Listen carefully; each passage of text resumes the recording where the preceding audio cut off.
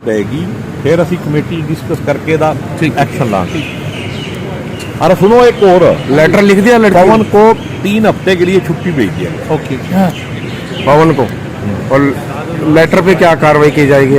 Letter के ऊपर 15 दिन के अंदर जो सेक्सुअल हरासमेंट कमेटी बनी हुई ना हॉस्पिटल की, वो कमेटी अपना रिपोर्ट देगी और फिर हम अपनी विधानसभा की कमेटी में उसके ऊपर फैसला कराएंगे। लड़की ने क्या आरोप लगाए? शारीरिक और मानसिक प्रताड़ना के, यौन शोषण के। लिखत में दिया उसने, वो तो लिखत में लिख रखा है कि उससे शारीरिक मानसिक यौन शोषण हुआ है।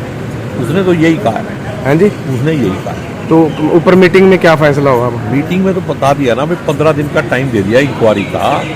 उसके बाद कमेटी में रिपोर्ट आएगी और उसके अंदर फिर ये डिस्कस करके इसके ऊपर क्या एक्शन लेना है। उसके साथ साथ जब तक कमेटी की रिपोर्ट नहीं आती, 3 हफ्ते के लिए पवन कुमार को छुट्टी भेजी है। तो ये पवन कुमार डॉक्टर है, प्रोफेसर है, टीचर है, ओटी में। ओटी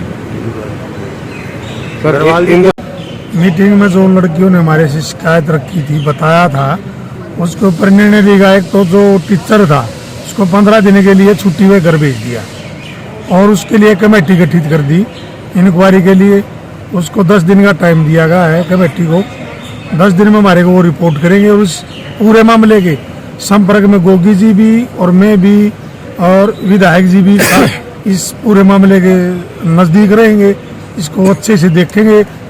वो दोषी पाएगा तो उसको बख्शा नहीं जाएगा, उसके खिलाफ पूरी कार्रवाई होगी, कानूनी कार्रवाई। तो क्या सभी संस्थानों में या सेक्सुअल हैरेसमेंट के कम चल? पहले स्पोर्ट्स में आया मंत्री, देखिए, और उसके बाद वो देखिए, अगर हम सरकार की बात करें, कॉलेजों में भी सरकार की बात करें तो वही बात आ रही है कई खिलाड़ियों के साथ।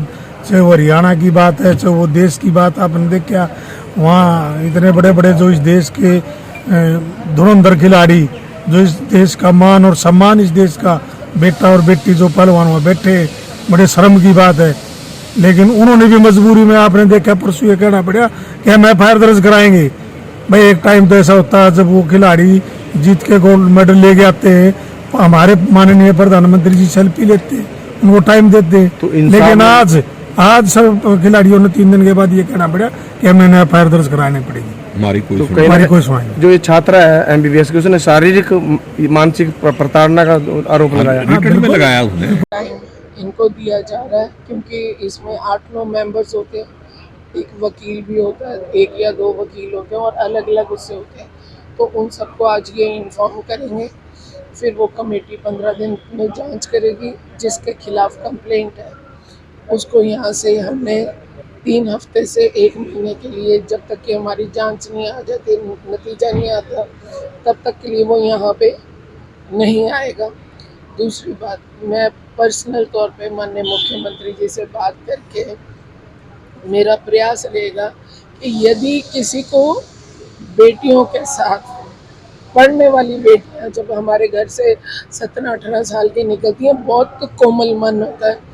अगर किसी भी वर्कर को बात करने की भी तहजीब नहीं है तो मैं ये चाहूँगी कि उसका ट्रांसफ़र यदि किसी सरकारी अस्पताल में किया जा सकता है तो उसे जो स्टडी एरिया उससे इस सारे सिस्टम से बाहर कर दिया जाए। छात्राओं ने ये भी लिखा है कि उनका ब्रेन वॉश करने की कोशिश की है। छात्राओं ने ये भी लिखा है कि ब्रेन वॉश नहीं, मैंने ऐसा कुछ पढ़ा नहीं है। देखिए, आप एक बात आई है, जब किसी चीज़, मेरी बात सुन लीजिए, जब किसी चीज़ की तफ्तीश होनी होती है और जो संवेदनशील, अब एक उदाहरण के तौर पर किसी को कोई चिट्ठी आ जाए, जी तुझे गोली मार देंगे, तो मैं कहती हूँ वो पब्लिसाइज इसलिए नहीं होनी चाहिए, उसकी आड़ में चौथा आदमी मार जाता है, अपॉर्चुनिस्ट बन जाता है।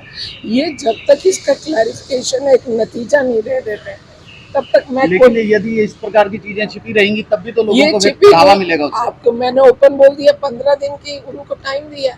दूसरी बात ये, उसको यहाँ से छुट्टियों पे भाई चलो जी बाहर निकलो, तो उसके बाद में माननीय मुख्यमंत्री जी से प्रयास करूंगी इसकी ट्रांसफर भी। ट्रांसफर किसी चीज का सॉल्यूशन है कि किसी भी जब अगर वो कल्प्रिट पाया जाएगा तो उस कानून नियम के तहत उस पर कार्रवाई होगी।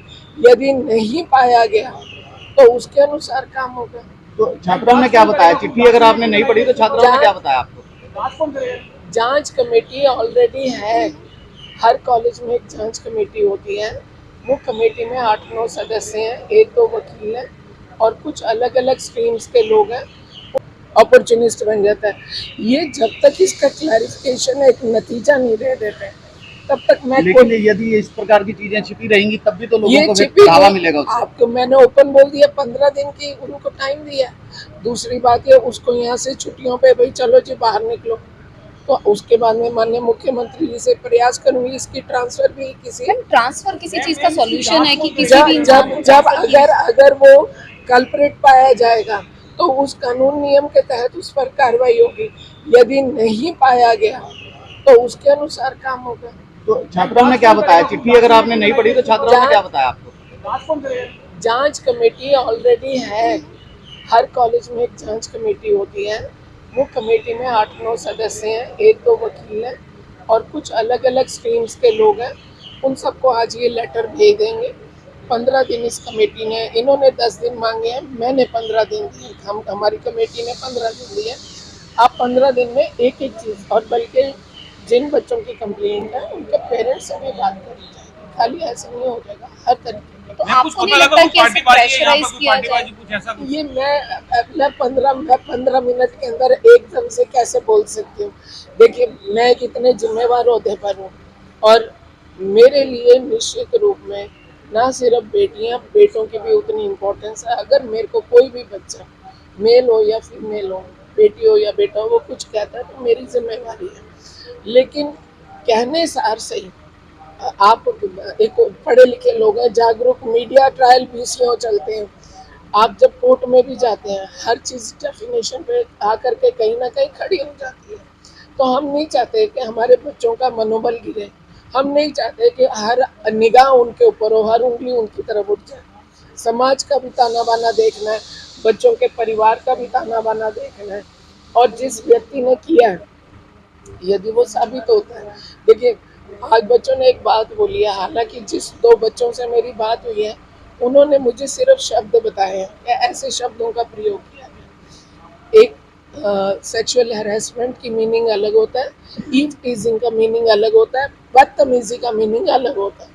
तो मैं जब तक कमेटी एक सबसे करके लाएगी तब आप सबके बीच में लेकिन मैम तीनों चीजें लिखी चिट्ठी में, तो तीनों एप्लीकेशन चीजें के अंदर लिखी तीनों है। चीजें वो तहकीकात तो करने देंगे ना, अभी तक आपने नहीं पढ़ी है वो लेटर? तहकीकात तो करेगी ना एक कमेटी। मैम किसका नाम मतलब उन्होंने नहीं ये चीज़ उजागर करनी मैं समझती हूँ उस समय उजागर किया जाना चाहिए जब सब कुछ साबित हो जाता है। मैं पुलिस की एंट्री कब होगी?